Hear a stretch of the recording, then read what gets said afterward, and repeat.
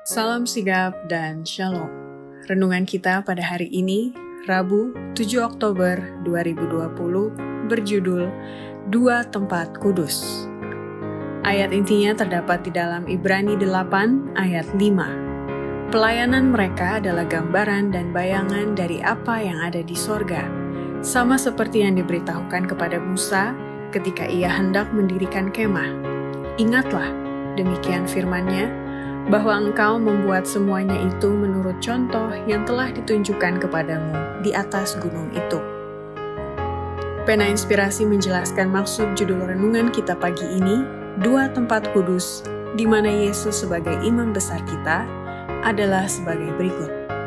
Pertama, kemah suci yang didirikan oleh Musa di dunia dan berada di tengah-tengah kemah orang Israel saat mereka keluar dari Mesir, adalah tempat kudus Allah di atas dunia saat itu.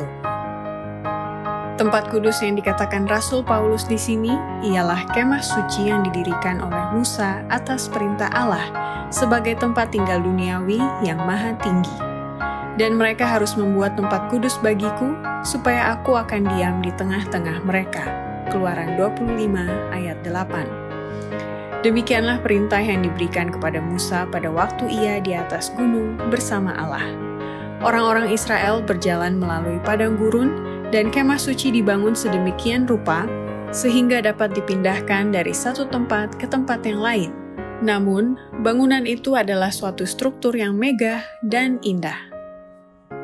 Kedua, dalam ruangan kemah suci itu terdapat kaki dian dan 7 lampunya di sebelah selatan dan meja roti sajian di sebelah utara. Dan di antara bilik yang kudus dari bilik yang maha kudus terdapat mezbah pedupaan. Di bilik yang kudus terdapat kaki dian di sebelah selatan, dengan 7 lampunya menerangi tempat kudus itu siang dan malam. Di sebelah utara berdiri meja roti sajian, dan di depan tirai atau selubung yang memisahkan bilik yang kudus dari bilik yang maha kudus, terdapat mezbah pedupaan, yang daripadanya naik asap bau-bauan yang harum bersama doa-doa orang Israel ke hadirat Allah. Ketiga, dalam ruangan kemah maha suci itu, terdapat suatu peti yang dilapisi dengan emas, tempat menyimpan 2 loh batu, 10 hukum Allah, dan di atas peti tabut perjanjian itu terdapat 2 kerub.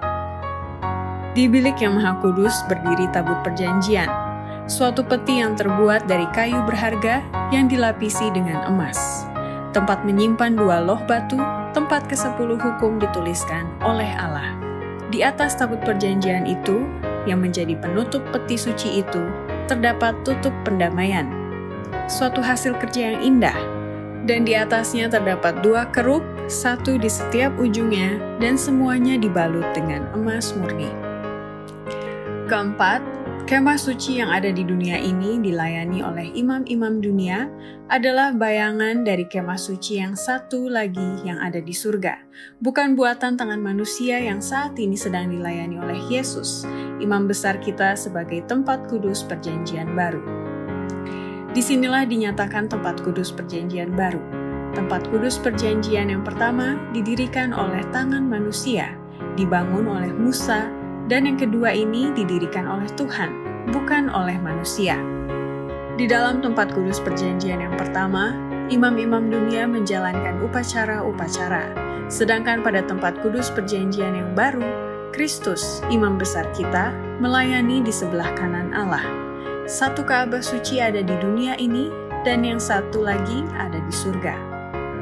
Kelima, bilik kemah suci pertama melambangkan apa yang ada di surga, di mana pelayanan para imam yang mempersembahkan persembahan sesuai dengan hukum yang ditetapkan Allah, yang adalah gambaran dan bayangan dari pelayanan Yesus sebagai imam besar yang ada di surga selama 18 abad lamanya. Dan sesudah itu, Yesus berpindah masuk ke bilik kemah maha suci sampai hari ini. Dan Rasul Paulus berkata bahwa kemah suci yang pertama itu adalah kiasan masa sekarang. Sesuai dengan itu dipersembahkan korban dan persembahan, bahwa bilik yang kudusnya adalah melambangkan apa yang ada di surga. bahwa imam yang mempersembahkan persembahan sesuai dengan hukum adalah gambaran dan bayangan dari apa yang ada di surga, dan bahwa Kristus bukan masuk ke dalam tempat kudus buatan tangan manusia yang hanya merupakan gambaran saja dari yang sebenarnya, tetapi ke dalam surga sendiri untuk menghadap hadirat Allah guna kepentingan kita. Demikianlah renungan kita pada hari ini. Kiranya Tuhan memberkati kita semua.